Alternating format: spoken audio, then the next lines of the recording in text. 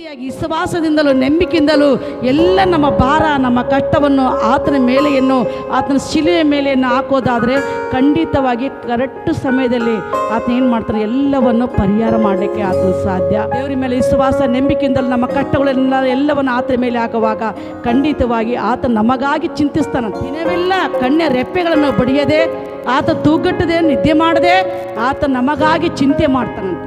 ಆತನ ಏನು ಹೇಳ್ತಾ ಇದ್ದಾನಂದರೆ, ನಿಮ್ಮ ಚಿಂತೆ ಎಲ್ಲ ನನ್ನ ಮೇಲೆ ಹಾಕ್ರಿ. ಯಾವುದೇ ಬಾದಿಂದ ನಾವು ಈ ಸ್ಥಳಕ್ಕೆ ಬಂದಿರ್ಬೋದು, ಯಾವುದೇ ಕಷ್ಟದಿಂದ ನಾವು ಈ ಸ್ಥಳಕ್ಕೆ ಬಂದಿರ್ಬೋದು, ಖಂಡಿತವಾಗಿ ನಿಮ್ಮ ಬಾಧೆಗಳನ್ನು ನಿಮ್ಮ ಕಷ್ಟಗಳನ್ನು ಒಳಗಡಿರೋ ನೋವನ್ನು ಒಳಗಡಿರೋ ಬಾಧೆಯನ್ನು ಇವತ್ತು ನಾನು ನೋಡದೇ ಇರ್ಬೋದು. ಕರ್ತನಾದ ಯೇಸು ಸ್ವಾಮಿ ನೋಡೋನಾಗಿದ್ದಾನೆ. ಹಲ್ಲೆಲೂಯಾ.